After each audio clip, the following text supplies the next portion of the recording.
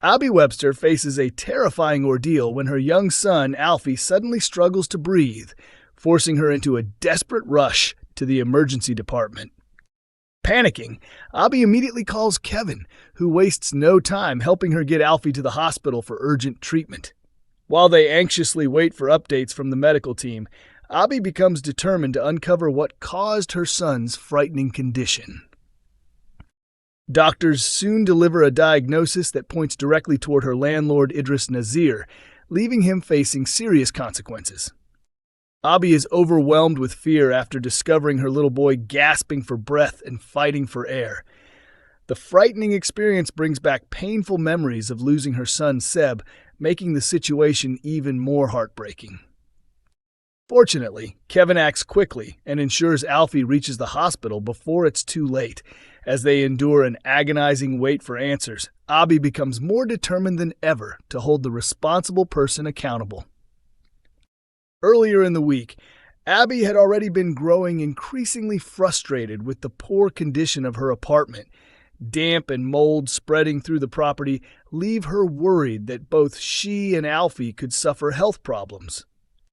Despite repeatedly trying to contact the landlord, every phone call goes unanswered, leaving her feeling ignored and helpless. While venting her frustrations to Leanne Battersby at Speed Doll, a large bouquet of flowers arrives from Idris as an apology for his recent mistake involving Leanne's phone. Moments later, Abi is stunned to discover that Idris is actually the owner of her flat.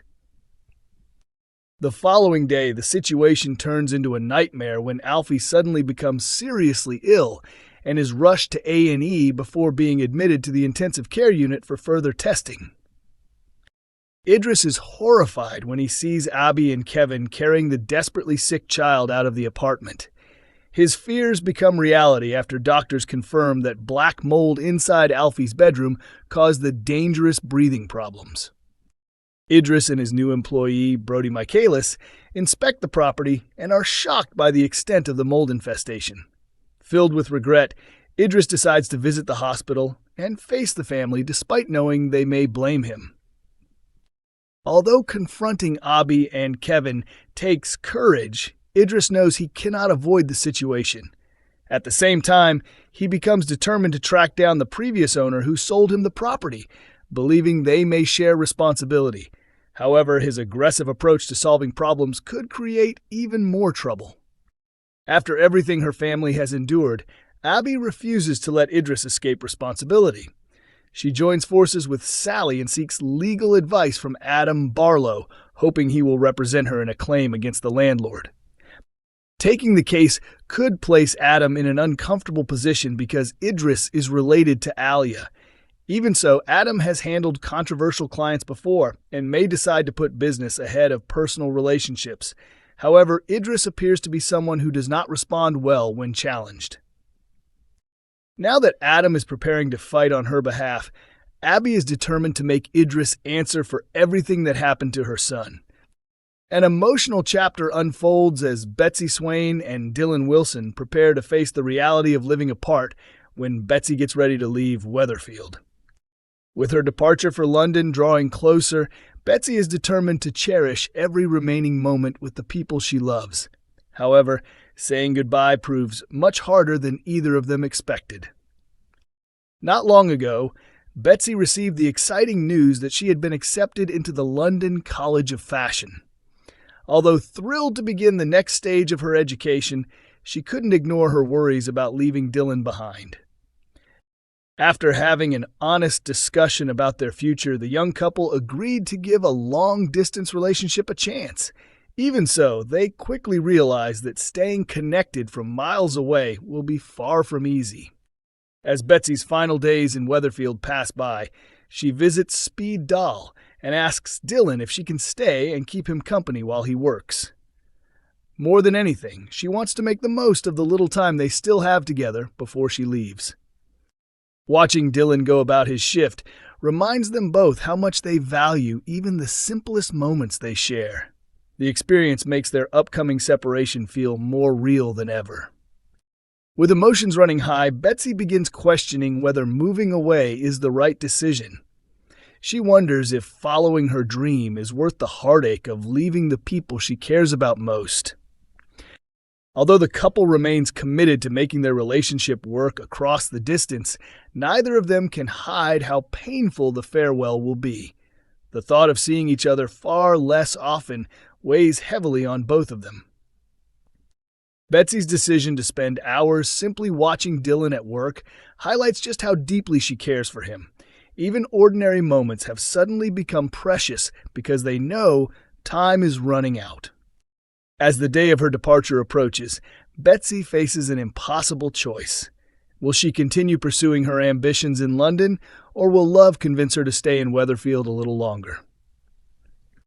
A major surprise awaits Tyrone Dobbs when he finally comes face to face with his biological father Ross after years of believing he would never meet him. The unexpected reunion happens after Hope and Ruby secretly use a DNA test to uncover the identity of Tyrone's long-lost father.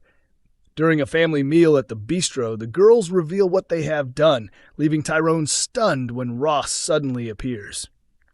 The discovery turns Tyrone's world upside down. Only a few years ago, he was reunited with his mother, Cassie, and now he is meeting his father for the very first time.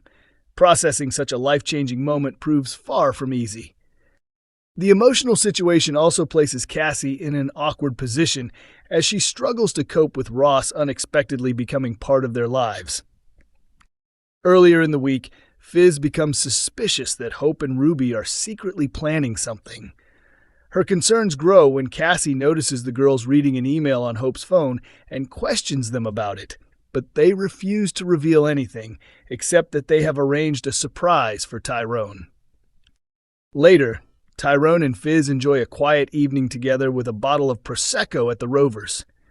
Their peaceful night is interrupted when Cassie, Steve McDonald, and Tracy McDonald unexpectedly join their table. During the gathering, Cassie admits she is tired of Tracy causing problems in her relationship with Steve.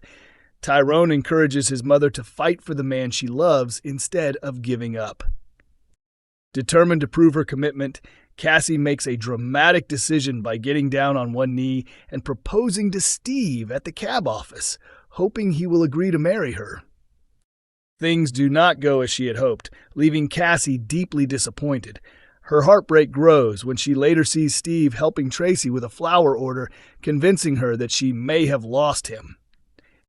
Feeling crushed, Cassie heads to the Chariot Square Hotel, where she drinks heavily and begins flirting with a stranger sitting at the bar. Unaware of the incredible coincidence, Cassie has no idea the man she is chatting with is actually Ross, Tyrone's biological father. Meanwhile, Steve is desperately searching for her, hoping to make things right. Once she sobers up, Cassie returns home feeling ashamed of her actions. Hope then invites her to attend a family meal, while Steve reassures Cassie that he wants to leave their recent troubles behind and move forward together. As the first barriers begin to fall, Tyrone must decide whether he is ready to build a genuine relationship with Ross. At the same time, Cassie is left wondering what her place will be if father and son grow close once again.